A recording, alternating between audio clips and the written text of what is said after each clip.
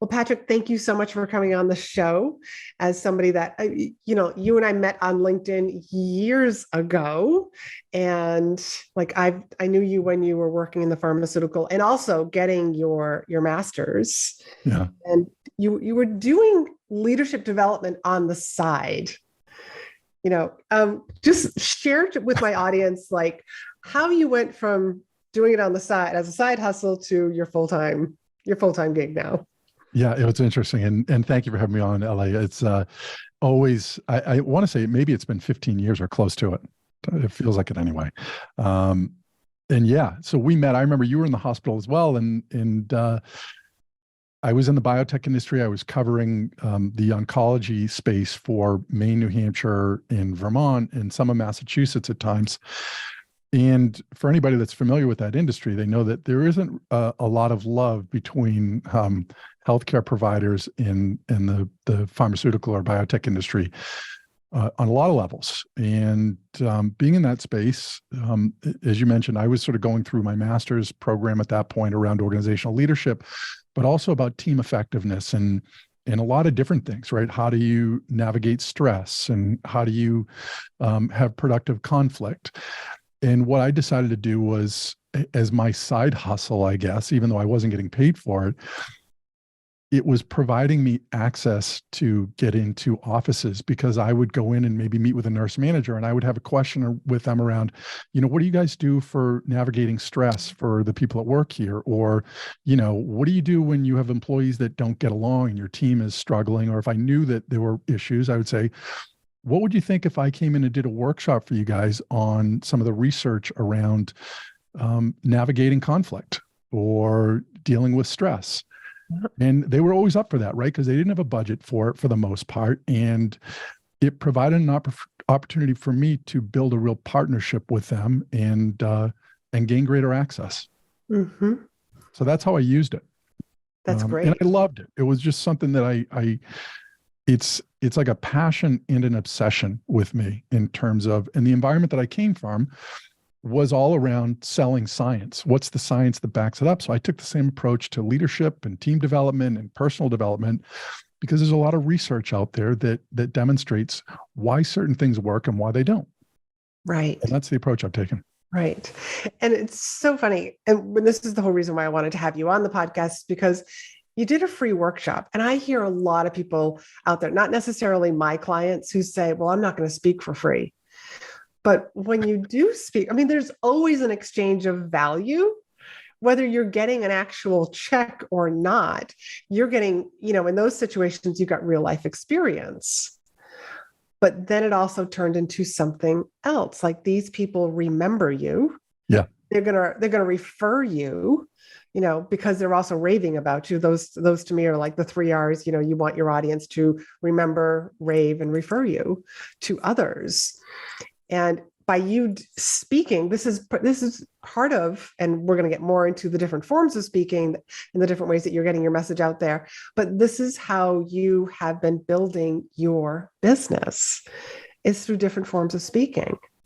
Yeah, without question. And the thought of, I guess for me too, is that I love talking about this stuff. I love an audience. I certainly love to get paid for doing it. And that is what happens now. But there are still opportunities where if somebody asked me if I would do a workshop for a group and it's whatever, something that I know that they don't have a lot of money, I'm happy to do it if I can fit it in, because it allows me to continue to refine my messages and listen to how they respond and how they land. And you never know where that's going to go, that somebody is going to take something and they're going to benefit from it, hopefully, but also that they're going to tell somebody else and saying, we should reach out to him again. That's right. And you've got lots of stories where that's exactly what's happened. But let's just talk about the first one. If you can remember back to like one of those very first early on workshops, what did that feel like? Because a lot of people get like, oh my God, I got to like do a workshop.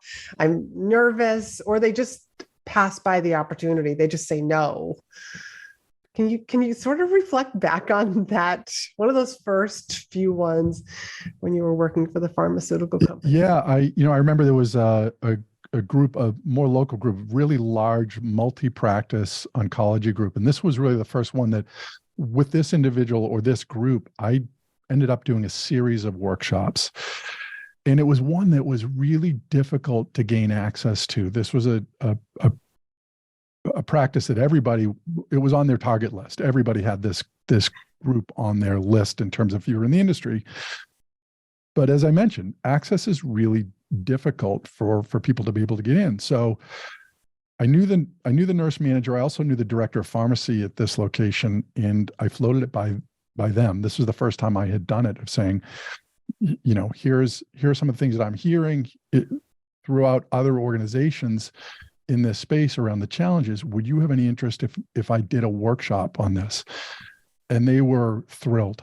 They loved it because, again, they were challenged with this, but there wasn't sort of money toward it. And the thought of having to get something approved, the amount of time that would take within the organization. I just got to come in and do a lunch. And actually what I did was, now that I think about it, on this particular one, was I had another pharmaceutical company that I was friends with, one of their reps. They came in and covered the lunch.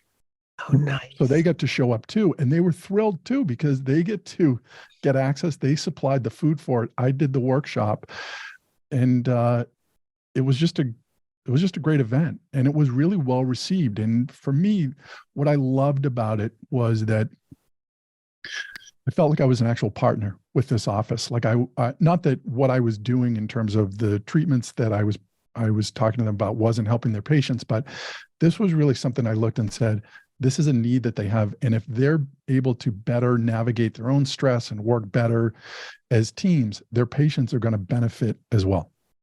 Yeah, and the research backs that up too. Yeah, there's such a domino effect to really good leadership.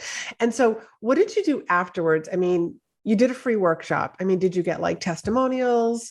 Did you like I talk about, like, listen to the questions, because the questions that people ask, there's gold in that information. What did you do afterwards? Yeah, without question. So along those lines is I remember one of the workshops that I was doing around resilience and stress, and watching what parts of it really were resonating with the group, and then refining it from there. And then a lot of these, nurses or the groups that I was involved with had associations that they had meetings with that we were sponsoring too. So when I'd be at one of those association meetings and I'd meet up with those individuals, those nurses or directors that I had worked with, they would introduce me to somebody else that was from a different practice and say, oh, he came in and did a workshop on this. And that gave me an opportunity then to, again, say, yeah, I'd love to come in and be able to do the same thing that I'm doing for this group. Maybe we can get together. I'd love to hear more about what the challenges are specific to your group, so that I can create a workshop that can address exactly what you're looking for. And that was, again, the other, I feel like the other strength that I had in terms of how I was able to really listen to what the needs were, and then to create something that was specific to what they were trying to take care of. Yeah. And I love that, because I talk a lot about like having a signature speech, but to customize it so that your audience feels like you wrote it just for them. Yeah. What are some of the questions that you would ask during that meeting to learn more? So, one of the first ones I would ask is, for you, what's the greatest challenge that's getting in the way of you doing the best work you can, either for your patients or your team? What are the biggest struggles that you're facing right now? What if you were to look 6 months down the road and you were able to address one challenge that you're faced with right now? What would that be? Mm-hmm. These are simple questions, and people want to share this information. So, a resource that I use, and I think you actually might have introduced me to him, was Alan Weiss. Yes. A well-known consultant, and one of his books that I keep on a desk behind me is called Value-Based Fees. And in the back of that, he has an appendix, and several of the appendixes in the back, or appendices, or however you pronounce that, anyway, has a series of questions in terms of that you would ask to create value or to create ownership. And And to me, that is when you start to refine that and learn how to ask good questions in different responses to those questions, that just makes you so much stronger. And going back to the industry, when I was in the pharmaceutical industry, and I would have meetings with oncologists or other providers, and I would listen for what their challenges were, what the objections they were having. And then I would leave there and I literally, Laurie-Ann, I would write down what the objection was. And then I would brainstorm what my response would be. If I were to come up to that objection again, how would I respond to that? What study might I cite that would address what their concern was? And I would literally have 5 or 6 different responses to that. And the benefit to that was that when I was back out in the field, I would run into that objection again. And now I was prepared for different responses. And it's the same thing that I do in my work now in terms of coaching or working with organizations, is that when I get questions or objections that I haven't heard before or challenges that people are having, I will write down what are some of the things that I can add the next time that will address those issues, or how would I answer that next time? Because it's always going to come up again. And now I'm prepared for it. Always. I always say, like, listen to the questions that people ask, and listen to those answers, because there's so much gold in that. Even just like in a presentation, if during your workshop, if somebody, is asking you a question and you feel like, but I answered that. In your perspective, you answered it. But to me, I'm always thinking, like, if my audience is asking questions about it, that means that I didn't cover it clearly enough. I didn't communicate the points, or maybe they were just coming from a different perspective and they've got a different opinion. It's just like, oh, you're opening up my eyes to something new. But again, there's always gold in questions and comments from the audience. Yeah, you bring up such a great point there. And again, to me, that's around being curious ourselves, right? And we know the information. So we think like everybody else should understand it. I can just speak in this language and people are going to understand it, and no worries. And I think you're right on, right? The more alert you are, if you realize that, or if it's multiple times in your workshops, you have the same questions that are coming up that you say, something is wrong with how I'm delivering this piece. If this same question comes up whenever I do this, it doesn't seem like people are getting what I'm saying.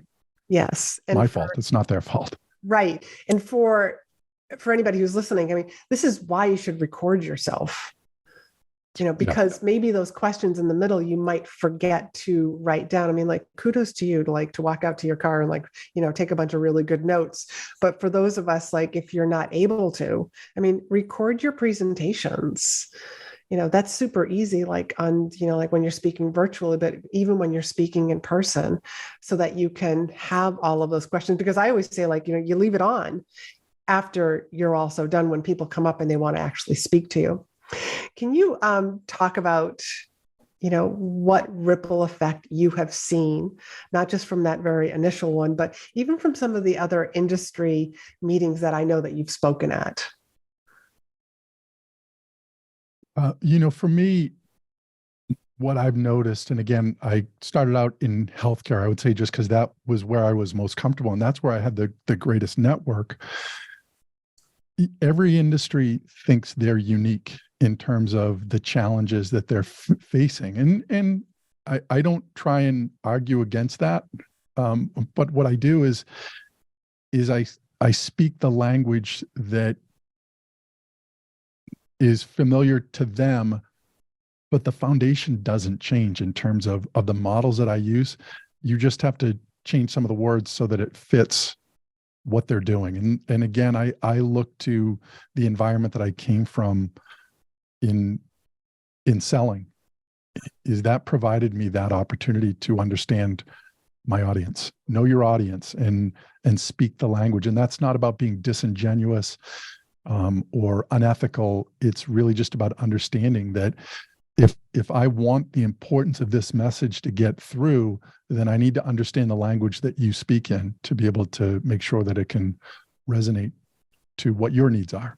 So for me, I work with shipbuilders and construction workers and bankers and physicians and nurses, a lot of different languages there. But when it comes down to it, the social needs that we have, the demonstrated social needs from a scientific standpoint for each one of those groups is very similar. Yeah. Very similar. I agree. And in healthcare specifically, it's so life and death that, the executives that I've had the honor of working with in different organizations, they do think it's different from the construction, from the bankers.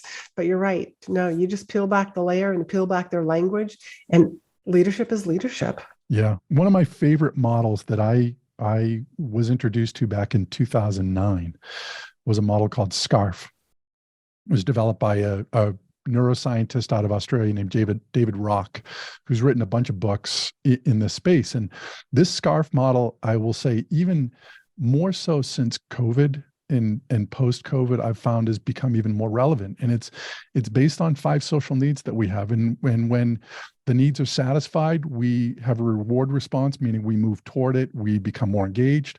And when they're either neglected or they're absent or they're threatened, then we become avoidant. We move away from those things. We become disengaged. And they're very similar, right? I mean, they're very simple ones. That SCARF is about status. That's the S. It's about our needing to feel important or valued. The next one is around certainty. It's understanding what the rules of the road are, so to speak, and what the direction is that we're going to be going in. So I know what that is. The next is around autonomy, that we all need a sense of feeling that we control our own destiny. Even if I work within an organization, I still want to feel as though I'm not being micromanaged, that I have some control over how I do my work. Relatedness is the next one in that model, that I need to feel a sense of connection to the group that I'm with, or the team that I'm on, or with my manager, or whatever that is. And the last one is around fairness. And it's the feeling of equity, that we're all treated the same here, that some don't get better treatment or don't have to follow certain rules that others have to follow. And it's a very simple model to think about in terms of those social needs. When they're met, we're in a great space. And when we're not, bad things happen. Yeah, exactly. And I know of David Rock, and his books are fantastic.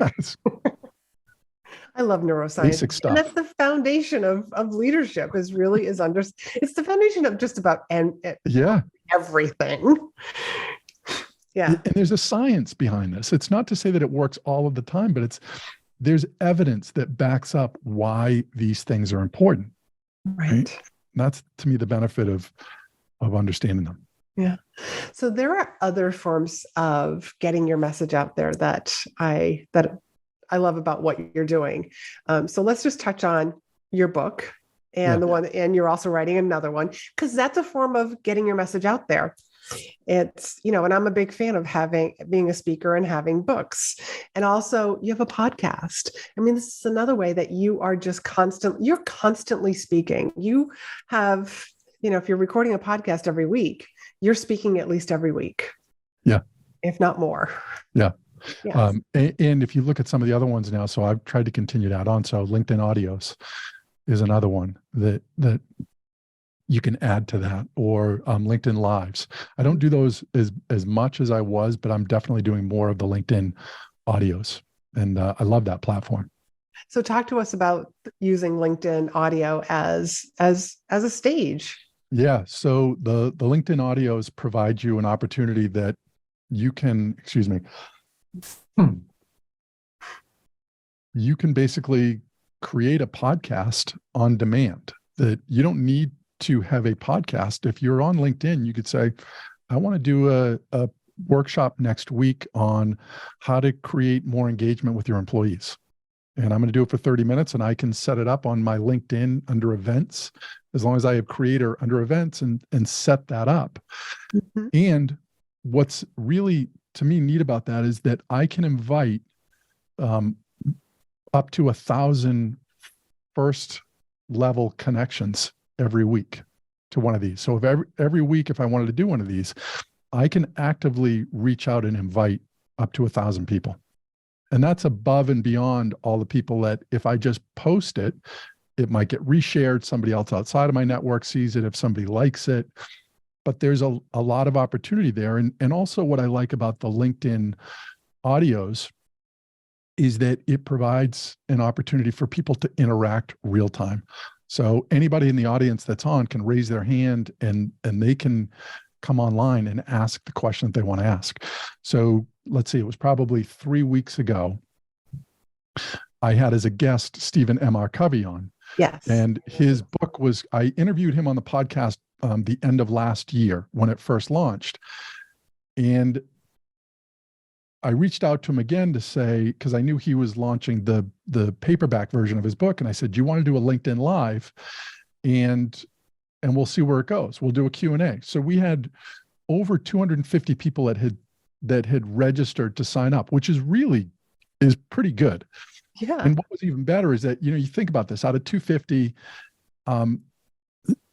not many people of those generally will show up because they think, oh, well, I'll just listen to the recording at some point along the way. Right. We're close to 60 people that were online for this. Good. And the questions kept coming from the audience. So we kicked it off and started talking, and all of a sudden this thing took on a life of its own, that people were queuing up asking questions. So what I have software here that allows me to record the audio. So in another 3 weeks, what I'll do is I'm going to post as another podcast episode on my podcast, Learning from Leaders, this conversation that Stephen and I had about his book with the audience on there. So it's like you get to repurpose it again. Oh, very nice. And so you have to tell us what was the software? So it's a device that I use called Zoom, and it's almost like a little mixer, and it has whatever, the little SanDisk memory cards in it. Okay. That what I do is it records. I have the opportunity to record it on this, and then once it's done, I then upload it to audio to right to your podcast. Yeah, right to my nice. And I'm all about repurposing and recycling things. Like, you never do things just once. Yeah. Never. Okay, so I like that. So I'm just curious, with this LinkedIn event, could you actually use something that was pre-recorded? That's a good question. I know you can for the LinkedIn Lives. You can do a pre-recorded. For the audios, I'm not sure if you can do it pre-recorded or not. I don't believe so, but I'm not 100% sure on that. Okay. So, the LinkedIn audio would be great for anybody who just feels like, hey, like I don't have a great background. I feel a little camera shy. It's like a great way just to almost like, let me start getting my message out there. Now, how often do you do these? Are you doing them monthly? Are you doing it? So weekly? I probably do one every 3 weeks. Okay. Is probably about what I do. And you bring up a great point, Ellie, is that if people are sort of like, I don't know that I want to do that, or I'm nervous about doing it, don't invite anybody. And then just get on the line, and maybe nobody shows up for it, but just treat it as though, because I've had those before where there are some episodes that I've done that I knew I wanted to make it as a podcast, but I thought, if I'm going to do it as a podcast anyway, and it's a monologue of me talking about a model, why not do it on LinkedIn Live? And that way, if I get anybody, if they want to listen in, if they have questions, great. But if they don't, I'm recording it anyway, and I'm just going to convert it into a podcast anyway. So it just expands the opportunity for me to get this message out. And also, I don't get nervous or concerned like, oh, I can't believe nobody's here listening to this. I just pretend that it's just a podcast that I'm doing. Nobody listens to my podcast anyway when I'm recording them beforehand. Right. Hopefully people listen after. Right. But what a great way just to, hey, I'm doing this. I'm recording my podcast. Yeah. So I might as well just share it with other people. Yeah, I'm going to edit it and maybe even edit out certain parts. But so what? It's like you're getting your message out there, because you just never know how it's going to land with somebody. Like people, I just feel... And like you've put out a post and it's like, this is exactly what I needed to read today. This is exactly what I needed to hear. Yeah. And the nice thing about audio too is you don't have to worry about, I can wake up in the morning and put a hat on and not have to worry about, Mm-hmm. what I look like I can be looking at notes or an outline that I put and don't have to worry about, am I looking up at the screen? Am I engaging the audience? I can have everything scripted and bullet pointed out the way that I want to go through it. And you can have just a natural conversational tone as you're going through stuff. And also they don't have to be long. No, Go they for don't. 8 minutes, 10 minutes. They don't. Right? Yeah. You'd be, So, how fast that goes. yes. And if you're, just like you said, you just want to like record your own podcast, it doesn't have to be long. And it also, you could do it spur of the moment. Like, I just feel like recording a podcast right now, create a mini event, just like you said, like if someone joins, fabulous. If they don't, who cares? Yeah. You can still like listen to the recording afterwards, right? Kind of like a replay. Yeah.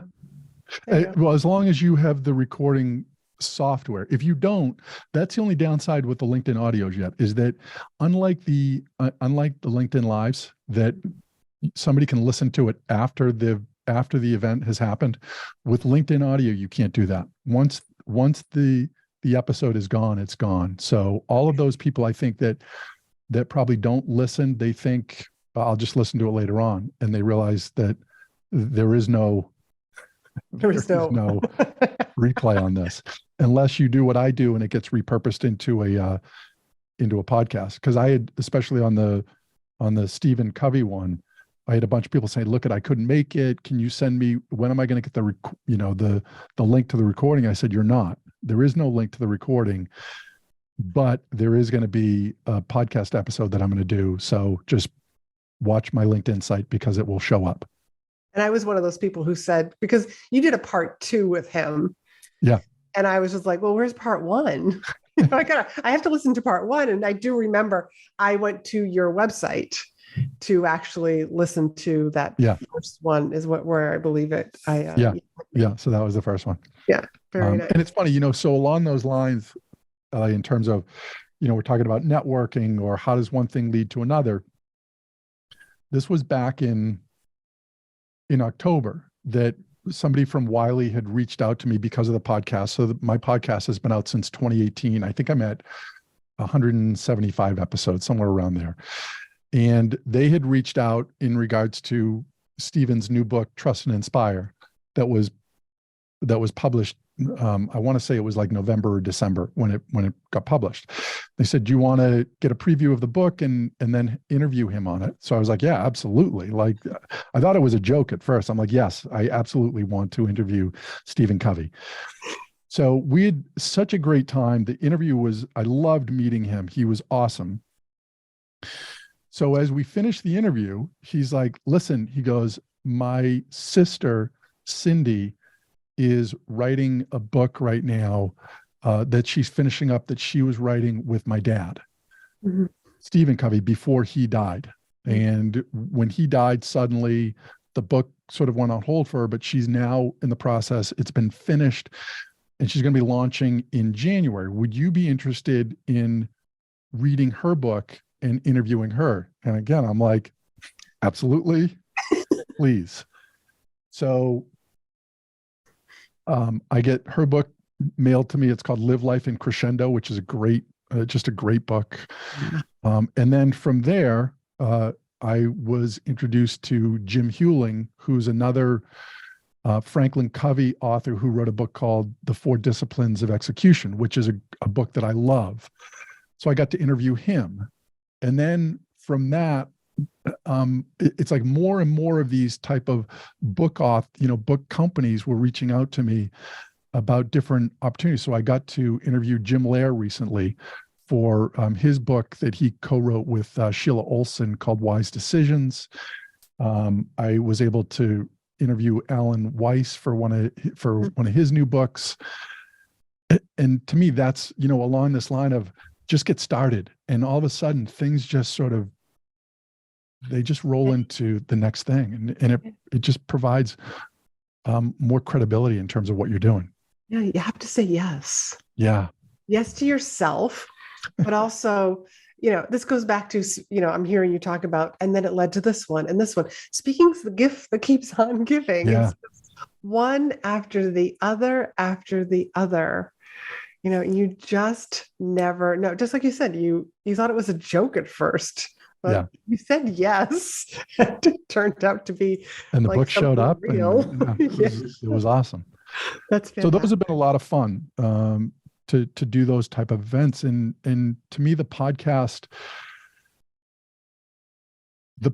is like my weekly opportunity to go to school, Mhm. because I'm always trying to learn as I'm reading these books, what don't I know, or what can I improve on that this author has put out there, and just the discussions alone sort of spark different thoughts, and it's been a real benefit. I love it, and it's how I continue to sort of stay sharp on things. Good. So do you, how often, or no, that's not the right question. How much time do you feel that you set aside to prepare for a podcast?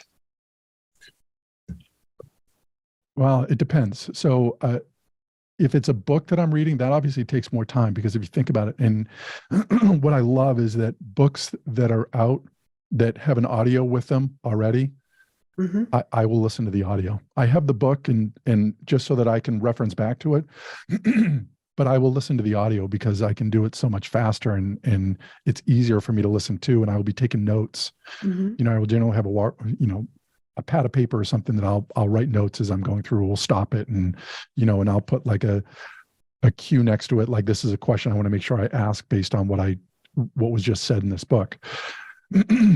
So I mean, that can be to prepare for that.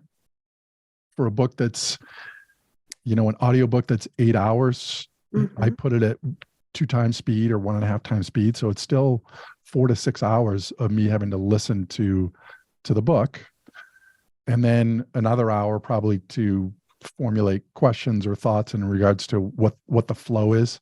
I don't have a set of questions that I will ask anybody, a script, so to speak, because it's going to go where it's going to go. I mean, I'm Right. prepared for it in terms of knowing what I'd like to have come out of it, but that said, it will happen the way it's going to happen. Yeah. And then from there, it takes, for me, after the recording's done, it takes me probably, for a 45-minute episode, probably another hour and a half to listen to it again and Mm-hmm. cut out some of the ums and ahs or redundancies. And then I ship it off to somebody else that does all of the real editing. I just scrub it once, Wonderful. and then they go through it. So there's a lot of time. And I laugh about it now, because when I first started doing the podcast in 2018, my idea was I wanted to interview one person a week, and I wanted to do one podcast where I would talk about a specific study. And I quickly learned, like, I'm going to kill myself doing this. Like, I do not have enough time to do this. And I was doing everything at that point. Yeah. Post-production, getting it online. It was a nightmare. Got to have help. Yeah. I'm reading right now Dan Martell's Buy Back Your Time, which is true. Really, really good. Yeah. I haven't read the book, but just the title of itself, it's like there are things that, and I remember hearing about that, people saying, well, if you don't think you have the money, you still need to do it, because you will never, your time is so much more valuable. And it's so true. It is. And I had my first virtual assistant before I really needed them, because I knew myself. And once you get into it, it's like, to stop doing something and then teach somebody. So it's just let somebody just learn that habit right from the beginning. So this is actually, I'm going to make this segue into assistance, more specifically, the whole AI, because you've been posting about it, and and we've had discussions about this, that, it's literally a tool. But share with the audience, because you're teaching the people that you're working with for leadership development, like, here's how to use AI in interviewing in your own department. Yeah. To me, it's a great tool.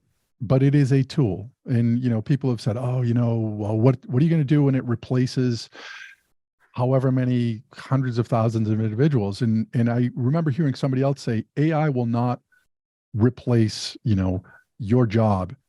Somebody that knows how to use AI will be the one that replaces your job. And I do believe that. I think if you're resistant to this tool without even having explored it yourself in terms of how you're using it, it's not going away. So you ignoring it isn't going to make AI not continue to grow. So why not find a way to be curious and embrace how you can leverage this thing to your advantage? And I remember the first time that I went on it, and I was listening to a podcast by Gary Vaynerchuk, and I love listening to Gary V. I don't listen to him all the time, but it seems like every time that I've listened to him, like he's like this visionary in some regards, or he's just aware of things. He just watches what's going on. And I remember him mentioning, and this was the beginning of January, he mentioned ChatGPT, and I immediately like went on and played with it, and I was blown away. Like I just couldn't believe the questions that I was asking it, and it would produce the answer. So I'll give an example. I had the model that I use called Cables. It's a model that I developed. Each of the behaviors, all through them, have research that backs up why each of them works. But I wanted to play around with chat. So what I did was I cut and pasted my model of chat into chat. And I asked it to provide additional sources of evidence that would support the behaviors that I was talking about. And within 15 seconds, it gave a whole list of like how you could use it. And then I just kept playing with it. I said, give me an example of a leader having a difficult time with an employee and wants to implement the Cables model. How would they do that with this employee? Provide specific examples for each behavior. And it literally started typing out, a congruence. Your leader could do this. For appreciation, your leader probably would want to do this. And I thought, boy, what a great tool to be able to use with those people that I'm working with in the models, where I could say, if we just talked about scarf, I could then say, let's now take that scenario and ask a question in chat based on this scenario that I'm facing right now. What social needs do I think are probably being impacted as it relates to scarf? And it would say status, your employee may be feeling this because of this happening. It provides an opportunity for priming the pump, as I have often said, of when I'm kind of struggling with, I don't know how to start this off. I don't know the question to ask. I don't know how to build a framework. This will create that framework. And that's not to say that whatever it gives me for answers, I'm going to say, oh, these are perfect. I'm just going to follow this. But it provides a structure for me to say, I like that. And now I'm going to build off of that. Yeah. And it's a tool. And it's a tool. Think of how much like it's helping you brainstorm and put out more content. I mean, your clients are benefiting because of this, because you're learning how to use this tool. Without question. Without question. One of the questions one of the criticisms that had come up was, oh, it's going to, kids are going to cheat in school and all of this stuff. And right. We know that there's software out there or there's AI that can detect when AI is being used, but there's also ways to get around those in terms of how you structure your sentences. But again, rather than try and demonize chat, I would say, how do you help it to be an aid to teaching? So if I were a teacher, and I shouldn't say I'm going to, in one of the workshops that I'm starting out, I'm going to use chat in this, where I'm going to provide them with an article that I'm going to ask them to read. And what I want them to do is use chat to ask an additional question off of what they've read. Something that they felt like the article sparked an additional thought that they might have, and ask chat how it would sort of follow up with this. And then I want them to present on that. Because what that does is it to me, that's about critical thinking and learning how to ask better questions. You're using this tool to say, here's what you just read. What has this just sparked in you in terms of other thoughts that you might have? And then if I say to chat, how would you use this in this situation? That's what I want to hear somebody present to me on, is that after I read your article, I then asked this question, and this is the response that I got. To me, that's about figuring out, how do I use this thing to be a benefit to me? Yeah. And it's just the way that you're getting your message out there. Yeah. And like more people need to hear, about leadership development, about the neuroscience that's behind it, that's underneath it, that makes great leaders. Because like, why shouldn't we just enjoy going to work? Everybody, Yeah. I mean, that's what got me into leadership was, like I was working at Leahy Clinic and I went from one department to another department, for my career. And just like, I just went from one great environment and I went to a terrible environment as like same organization, different manager. Leadership sets the tone. I mean, and like I think it was a bad experience that set me out. And I was just like, why can't people enjoy going to work? Yeah. Yeah. And that's what you're doing. You know what so on the chat thing again though, Laurie, is that one of the things I love about it, think of this, talk about a safe place to be where if you don't understand something, you can ask chat who doesn't care about your level of intelligence. And I'll give you a perfect example. So my brother John and I, who he is far smarter than I am, will send me articles at times where it's just like, it's too cerebral for me. It's just like way over my head. And I remember he sent me something not that long ago. And I'm like, I think I read it twice. I'm like, this still is not, and it was some philosopher or I cut and paste it and I put it into chat and I said, please reduce this thing down to being explained on a 5th grade level. I'm not joking, right? So I'm I know you can do that. As humble as I can get right now. But it was in language that I was like, okay, now I understand sort of what this article was about. To me, that's another great way to use it, right? Is to say, because I can build up from there. Okay, now that I understand what is being said, now I can start to see how the real article speaks to that. Yeah. But it provides it on a level that I can understand. I love it. And it's so true. I love cut and pasting, even like content that I've written and just like rewrite it, so that I can reuse it someplace else, rewrite it with this kind of a tone, like make people laugh. And again, it is a great tool to right. Or a workshop that I want to do. And I will put it together and I'll say, act as an expert instructional design creator and redesign this workshop based on this content in a structure for adult learners. Now that's taking the science behind instructional design and outlining this workshop in a format that has probably been demonstrated through research to be the most effective or one of the most effective ways to present information. Yeah. So it enhances what I do. It takes my content and allows me to make sure that I'm providing it in a structure that is going to be, most accessible. Yeah. Wonderful. All right. Before I have one final question for you, and that is for any like coach or consultant that's out there, what would be your piece of advice for them for getting their message out there? But like even if it's just based on like your personal experience and the ups and downs of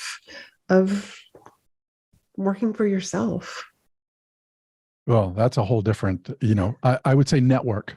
Network is the biggest thing. I have, and you're one of them, Laurie-Ann, in terms of reach out to people that are in the same field as you. And we all like to share our wins and the challenges that we're faced with. And it gives opportunities to sort of bounce ideas past. So if you're out on your own, I would find a network that you can bounce things off of.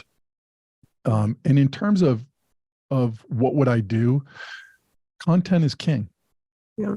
Really, nobody's going to know who you are or what you do unless you start putting content out there. And it's so much easier now to get content out there. And again, I think ChatGPT is a perfect way to do that. And this isn't just about, having it write articles, because I think if you do that, you'll start to see like there's no real life behind the article.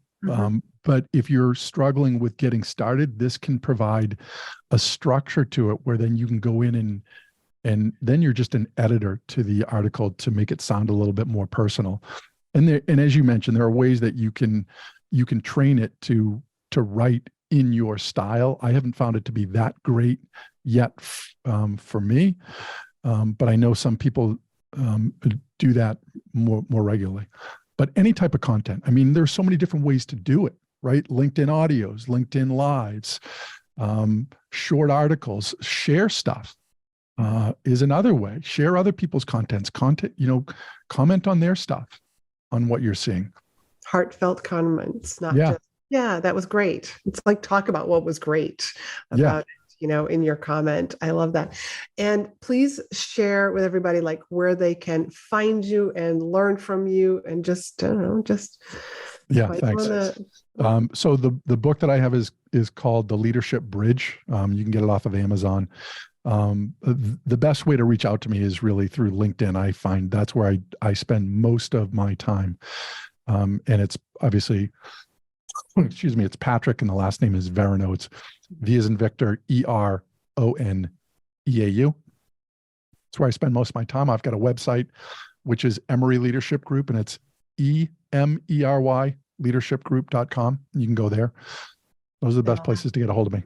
And I love connections. So so reach out to him, especially if you've got some leadership needs and want to improve on your leadership. Definitely reach out to Patrick. Patrick, thank you so much for coming on the show. Yeah, thanks. I always love this. So thanks for the opportunity. Thank you. Thanks. Peace. Thanks for hanging out with me. Be sure to hit the subscribe button so you never miss an episode. And join me over in my private Facebook group for more tips, community, and free trainings. You'll find the link in the show notes.